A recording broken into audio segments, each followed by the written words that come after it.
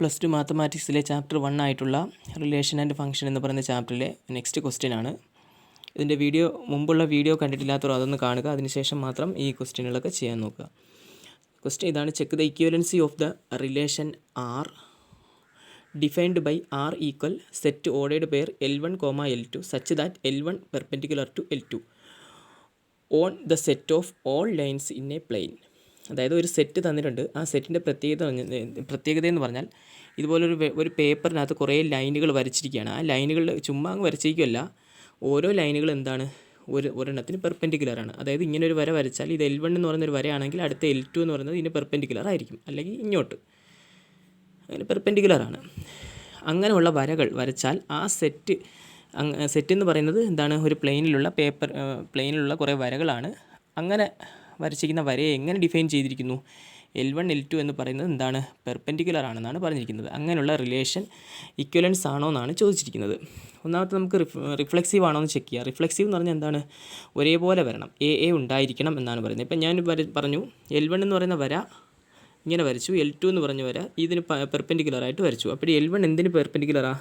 L2ന് പെർപെൻഡിക്കുലറാണ്. L1 തന്നെ perpendicular ആണോ? ഒരു വര വരച്ചാൽ അത് അതിനോട് പെർപെൻഡിക്കുലർ ആണോ? ഒരിക്കലും അല്ല. അപ്പോൾ L1 not perpendicular to itself. L1 not perpendicular to L1 എന്ന് പറയുന്നത് L1ന് പെർപെൻഡിക്കുലർ അല്ല. അപ്പോൾ നമുക്ക് പറയാം എന്തുവാ, L1 എന്ന് പറയുന്നത് ഈ റിലേഷനിൽ നമുക്ക് എഴുതാൻ പറ്റത്തില്ല. അപ്പോൾ L1 നോട്ട് എലമെൻറ്റ് ആർ. അപ്പോൾ നമുക്ക് എഴുതാം ആർ ഈസ് നോട്ട് റിഫ്ലെക്സീവ്. അതിൻ്റെ ആ ജനറൽ ഫോമിലേക്ക് എഴുതുക. രണ്ടാമത്തേന്ന് പറഞ്ഞാൽ സിമെട്രിക്ക് ചെക്ക് ചെയ്യുക. ഞാൻ മുമ്പേ പറഞ്ഞു ഒരു വര അതിനോട് പെർപെൻഡിക്കുലറാണ്. ഇവിടെ L1 എന്ന് പറയുന്നത് L2ന് പെർപെൻഡിക്കുലറാണ്. തിരിച്ച് L2 എന്താണ്, L1ന് പെർപെൻഡിക്കുലറാണ്. അപ്പോൾ നമുക്ക് ജനറലായിട്ട് എന്ത് പറയാം, AB ഉണ്ട്, BA ഉണ്ട്. അതുപോലെ തന്നെ L1, L2 element R റിലേഷനിലാണ്. L1, L2 ഉണ്ട്, നമുക്ക് എഴുതാം പെർപെൻഡിക്കുലറാണ്. തിരിച്ച് എന്തുവാ, L2 L1നോടും പെർപെൻഡിക്കുലറാണ്. നമ്മൾ സെൻറ്റൻസ് പോലെ എഴുതുക. L1 is perpendicular to L2, L2 is perpendicular to L1. അപ്പോൾ നമുക്ക് എഴുതാം ആർ ഈസ് സിമെട്രിക്ക്. അത് കഴിഞ്ഞിട്ടുള്ള നെക്സ്റ്റ് എന്ന് പറയുന്നത് ട്രാൻസിറ്റീവ് ആണെന്നാണ് ചെക്ക് ചെയ്യേണ്ടത്. ട്രാൻസിറ്റീവ് ആണെന്ന് ചെക്ക് ചെയ്യുന്നതിന് ഞാൻ ഒരു പടം വരച്ചിട്ടുണ്ട്. L1 എന്ന് പറയുന്നത് L2ന് പെർപെൻഡിക്കുലറാണ്. ഈ L2 എന്ന് പറയുന്നത് L3ക്ക് പെർപെൻഡിക്കുലറാണ്. അങ്ങനെ വന്നാൽ L1ഉം L3യും എന്താണ്, പാരലലാണ്. L1ഉം L3യും പെർപെൻഡിക്കുലർ അല്ല. അപ്പോൾ നമ്മൾ ഇതേപോലെ അത് മാത്തമാറ്റിക്കലി നമുക്ക് തിയററ്റിക്കലൊക്കെ എഴുതുന്നത് എങ്ങനെയാണ്, L1 perpendicular to L2, L2 perpendicular to L3. പക്ഷേ L1 പാരലൽ ടു എന്താണ്, L3 ആണ്. നോട്ട് പെർപെൻഡിക്കുലർ ടു എന്തുവാ, L3. L1 not perpendicular to L3. അത് നമുക്ക് ഇങ്ങനെ എഴുതാം, L1, L2 element R, L2, L3 element R, പക്ഷേ L1, L3 not element R.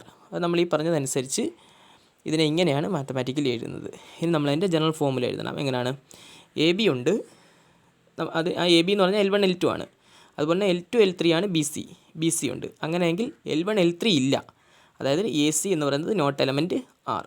അപ്പോൾ നമുക്ക് എഴുതാം ആർ ഈസ് നോട്ട് ട്രാൻസിറ്റീവ് അല്ലാത്തതുകൊണ്ട് എന്തെഴുതാം, നമുക്ക് ട്രാൻസിറ്റീവ് അല്ലാത്തതെന്നല്ല, ഇതിനകത്ത് റിഫ്ലെക്സീവും സിമെട്രിയും അല്ല, ട്രാൻസിറ്റീവും അല്ല. ഇതിനകത്ത് റിഫ്ലെക്സീവ് അല്ല, അതുപോലെ ട്രാൻസിറ്റീവ് അല്ല, സിമെട്രി മാത്രമാണ്. 3 കണ്ടീഷൻ സാറ്റിസ്ഫൈ ചെയ്താൽ മാത്രമേ ഇതൊരു ഇക്വലൻസ് റിലേഷൻ ആവൂ. അപ്പോൾ നമുക്ക് പറയാം R is not equivalence relation. Okay.